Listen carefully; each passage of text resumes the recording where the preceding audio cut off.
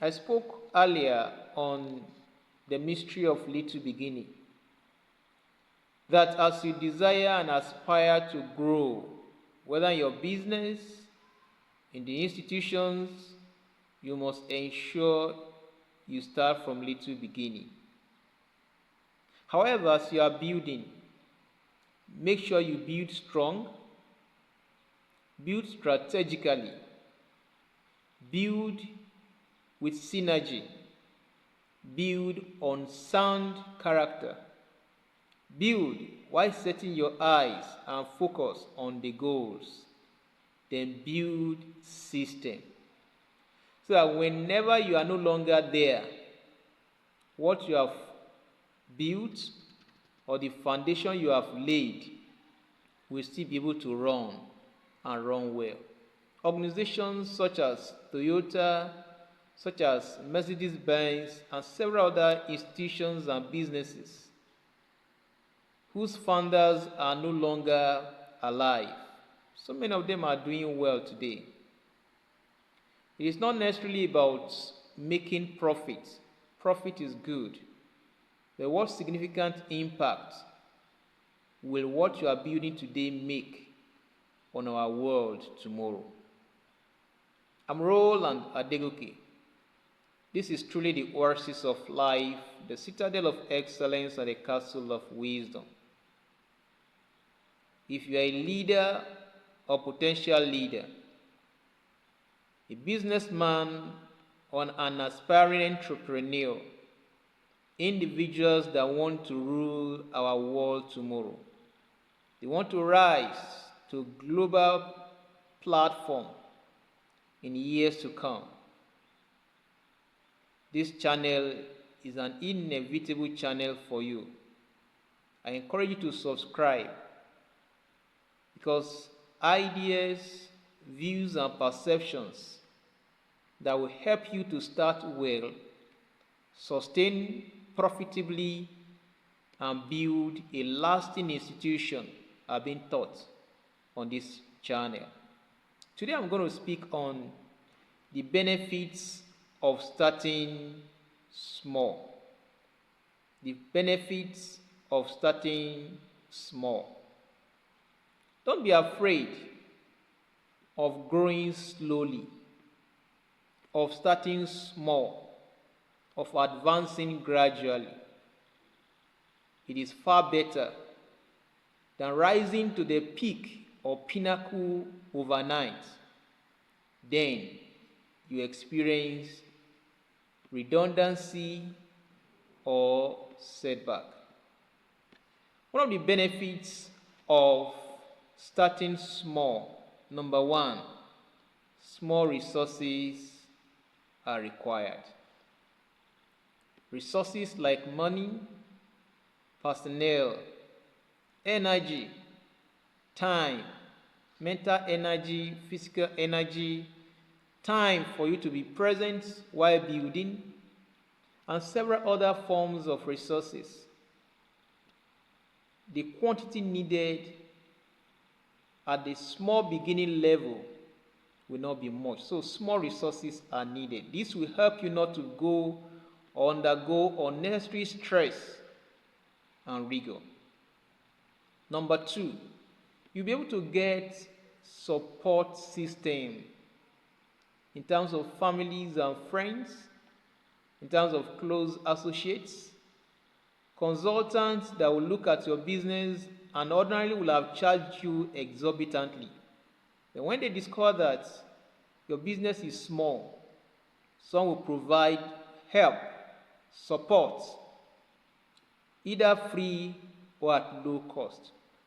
I remember I consulted my consultant, my auditor, sometimes ago. He said, I looked at your business when he was to file the annual return. He said the profit margin is not much. So I wouldn't want to charge you too much.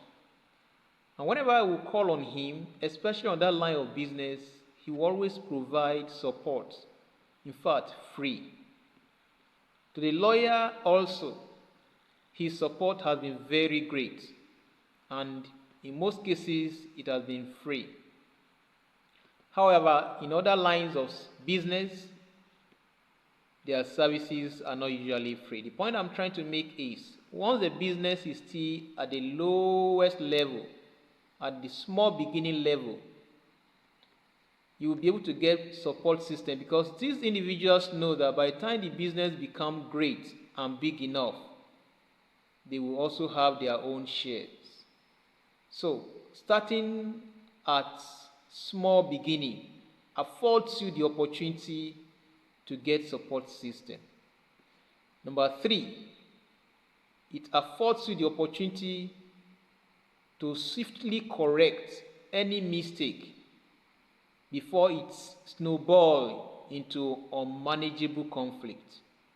There are some problems or challenges or errors, whether at human resource level, at finance section or department, or day-to-day running, or as it has to do with social and corporate responsibility, dealing with community and the rest, or staff employee management or relationship.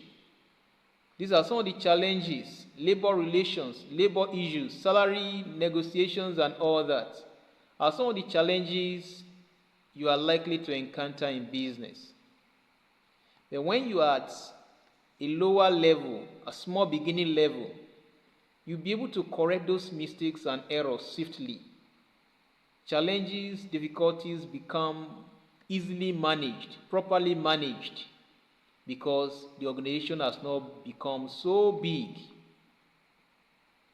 Number 4, there will be strategic scale up and stressless advancement, because you've put in here and there strategies for your scaling up, for your growth. So the stress will not be much. Of course, the advancement may not be much. At the same time, the stress too will not be much on you. So you'll be able to grow organically. I'm familiar with running a private school business. Sometimes as school owners, there is this temptation to start classes where you don't have more than few pupils or students, just because you quickly want to run through the system and have students or pupils in the final year. This can bring untold hardship, because your growth is not strategically. The stress will be unbearable. Don't try to create a department you don't have enough hands. Don't try to compare and compete with others who have been in the business for the past 10, 15 years. Let your growth, let your scale up be strategic. Let it be step by step. Let it be gradual. So it will bring stressless advancement, noiseless growth. The pressure on you will not be much. Number 5, it will afford you the opportunity to build on a solid foundation. Please don't take this for granted. However big a building is, once the foundation is weak, is faulty, is bad, the future of such building is uncertain. And when it comes to business or building an enterprise or institution, nobody desires to file for bankruptcy, because whether you like it or not, it tells in the future. You'll be among, or your name will be mentioned among those with failed business or with track record of a business shut down. You may do a lot of paperwork and all that. You may eventually be able to get your license back and start operation again. But sometimes it creates some distortion on your image and credibility. Your integrity will be questioned. So ensure you build on a solid foundation. Do not look at the profits margin. Do not look at what I'm going to make at the beginning. The first few years of your businesses should be for investment. Be ready to provide support, to invest your time, your energy, your money, your skill, your expertise and competency. Don't look at profit at the beginning. Ensure you build and get stabilized before you talk about profit making. So your growth should be solid. Your growth, your foundation should be very, very strong. The stronger your foundation, the more possible your potential profit in the future.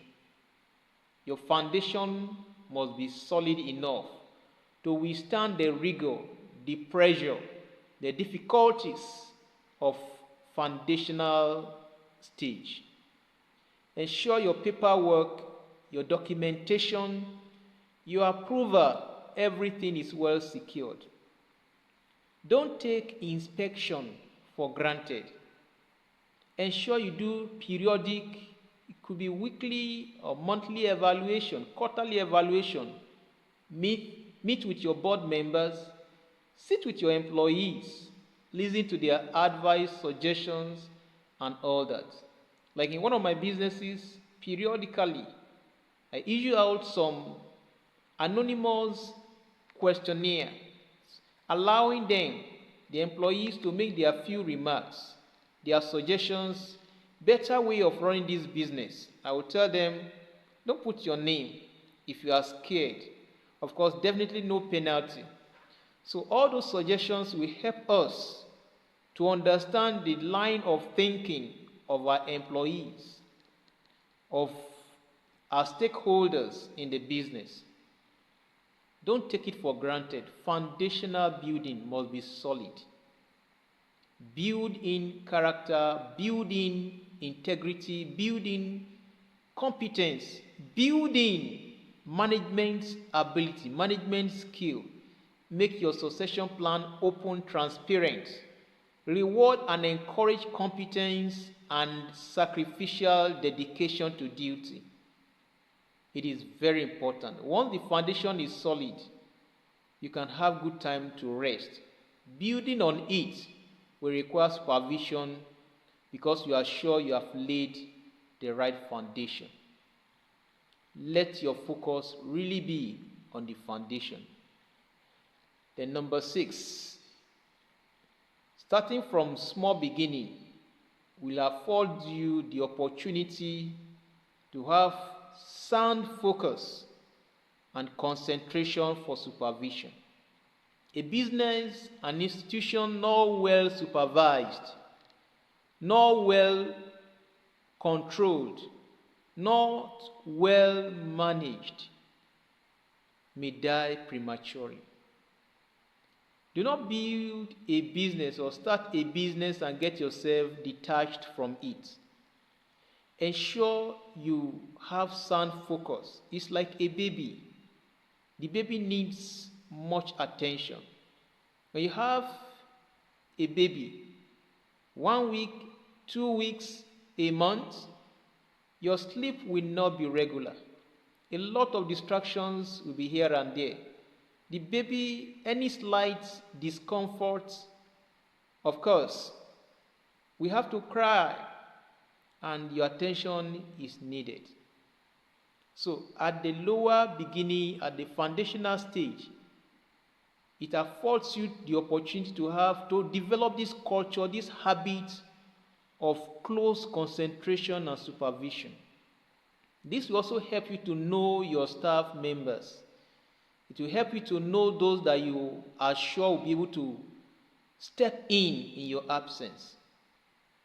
It will help you to know who is carrying the rumor. It will help you to know somebody who is much more competent with finance, someone who has the leadership ability, somebody who is ready to be sacrificial and dedicated to the work because there is sound focus. I still want to emphasize, concentrate, focus. Know your men. Besides knowing yourself, you must know your men. When I say men here, I mean the people you are working with. Take time to study them, irrespective of their gender, male and female. Right from the man at the gate to the members of the management board or team, sound focus will enable you to understand their personality traits, know their motive, know their contribution, their capabilities, their weak points. It will help you to run SWOT analysis, their strengths, their weaknesses, the opportunities that are around them or are waiting for them, and possible threats. Don't play with the eggs of a viper. Know how to handle situations. So, sound focus will help you to have maximum concentration. So, this will reduce the stress. It will help you not to dissipate your energy. You'll not be running here and there. Then, number 7, it affords you systemic and detailed supervision for delegation. Do not think you can do it all alone. But small beginning, starting small, working closely with your people at the lowest level of starting, will help you to understudy the people, and then you'll be able to build in a systemic way, in a round way, in a balanced way. Then your supervision of details will be enhanced. So, when you talk about profit making, declaration of assets, raising men, giant future business leaders, heads of institutions in the future, the blessings, the benefits of starting small, we create such. So there are a lot of benefits, but ensure you concentrate from the low beginning. And the business that started small today has the potential to become great tomorrow. In whatsoever line of business, profit is good, but don't run after profit at the expense of your employees. Don't run after profit at the expense of the lifetime of the business. Once your business is sick, your source of income, of profits is also sick. Then there is this great mistakes some people make in business. When profits or resources, income are being generated from a business, we now begin to divert it into a personal benefit, personal usage. You want to live large, live big. Starting small will help you to know how to manage your income. Don't fall for such mistake.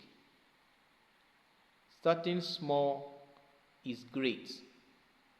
All great and big businesses started small. Even some that you hear they started big. They've started different kinds of businesses. It is the pull out of resources, of personnel, of finance from those small businesses that eventually gave birth to big businesses. So if you are the lowest level today, that is not the end. You will surely grow.